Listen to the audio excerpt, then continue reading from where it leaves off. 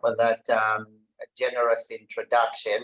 It's really a pleasure to work with you and to work with the colleagues who have put together this fantastic and timely conversation. I think that the timing could not have been more perfect, given we've just come from the UN Water Conference and we are looking very much into the 2030 agenda with a renewed sense of urgency. I think among fragile and conflict-affected countries, this agency has always been there.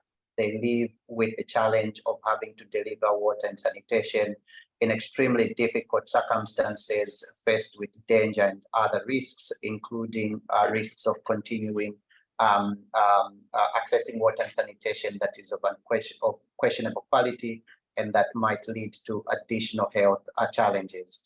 So I think that the timing is perfect. I think that the focus is also extremely well thought through. And I have just one slide which is on your screen today, and I will make some remarks which I will also relate to what you can see on your screen. Now, I think one thing that I wanted to start with is just to highlight that the percentage of fragile, conflict and violence affected countries that met the water supply Millennium Development Goal compared to those countries that are in the developing state but that are stable, it was 28% in fragile conflict affected countries and 60% in the other set of countries. You could already see the huge gap in terms of pace, and you could see that when you're looking at progress, fragile conflict affected countries can also be left behind, and there are a number of reasons related to that, and I will speak to about what I'm calling the 5 conundrums, but I will be very quick. Now, conflicts, economic crisis, and natural disasters in low-income countries not only leave water supply infrastructure damaged, but also significantly affect government capacity to plan, to track, and deliver basic services. These crises, whether they're acting individually or together in multiple factors, they can also impact coordination processes. They can limit the capability to generate data and use it effectively in order to achieve effective service delivery. They also can impact the capability of agencies to turn money into services. So for conflict affected countries, they find themselves at the confluence of a number of challenges. Consequently, this severely impacts the understanding of decision makers on who has access or not, on the functionality of the systems, where investments need to be made, or where investments are making a difference or not making a difference. There isn't one linear way out of fragility, and this is why this slide, which was produced by the World Bank, I believe, in 2011, which shows that when you have a factor that can cause an emergency or that can exacerbate the fragility, you'll get into a spiral of relief, recovery, and development. It's not a single one-way unidirectional path. You might be able to move up and then fall back again into some levels of low delivery or low capacity or whatever problem that may be. So there isn't one linear way out. The path out of fragility or the link between emergency and development is not a linear sequence. You cannot make steps forward. You can make steps forward and take several more backwards. Institutions do fail. Data quality can be questionable for a long time. And sometimes you have partners who can't follow even when governments have begun to lead, consequently exacerbating the coordination conundrum.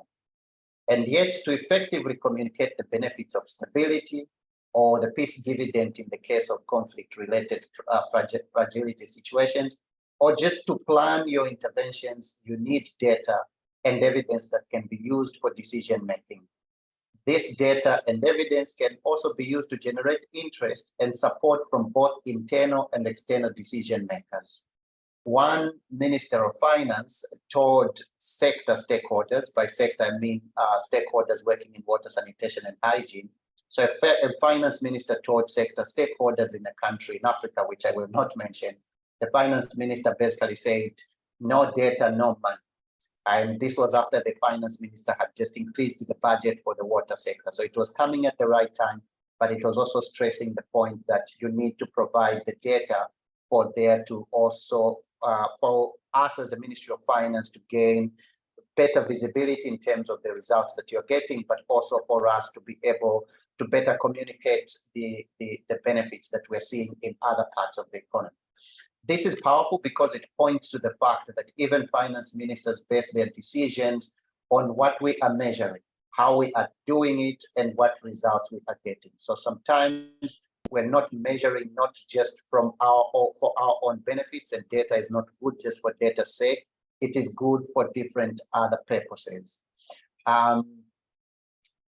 Now, in the long term, there are questions in moments of fragility for several service providers, whether they want to provide short-term to get results that they can communicate. And sometimes that short-term focus can miss the big picture, aiming for the trees instead of the forest, and that in itself can be a problem. So there ought to be a balance between the long-term versus the short-term. Is the funding or support or engagement around data and monitoring, is it focused on achieving long-term, short-term benefits, or is it focused on creating systems that will in the long term be able to be sustainable, to be able to measure the right items and follow through on different requirements in order for there to be a robust system? This brings us to the crucial point of monitoring in situations of fragility. And here I would like to cover a set of conundrums, what I'm calling the 5 conundrums. And the first is the leadership conundrum. Who takes the leadership for generating data, turning data into evidence and using it for decision makers? Is it one institution? Is it a set of institutions? Is it one person? And how is that chain connected so that the data is not just for the data's sake, but it also ends up with decision makers?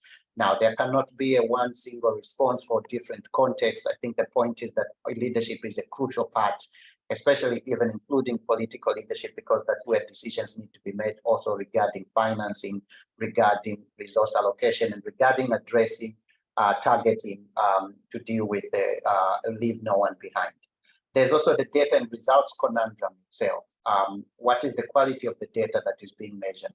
If you're monitoring, what are you monitoring?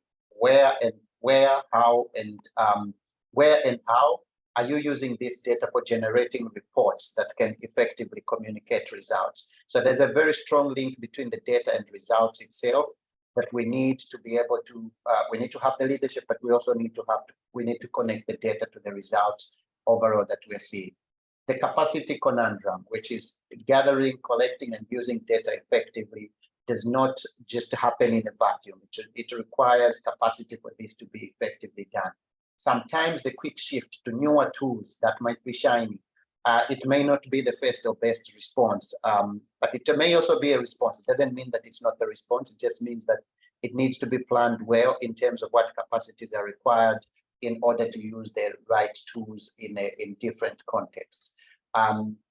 And this capacity conundrum can itself create a vicious cycle where if there's no capacity, there's no absorption of resources, and therefore it takes us back to the finance minister who tells us no data, no money. The resource, and this takes us then to the resource conundrum, that we need to understand this as a whole set of a system of factors at play, that one aspect can affect the other. Without resources in one area can affect resources in others. And then the institution conundrum, just the fact that institutions are at the center of this process. In the interest of time, I think this is what I wanted to highlight, and also to highlight the fact that in a lot of fragile situations, working in a coordinated fashion will help to provide a better way forward. Thank you very much, and I will end there. Thanks. And have you officially opened the webinar? Yes, the webinar is verily open. Please let's have a good conversation.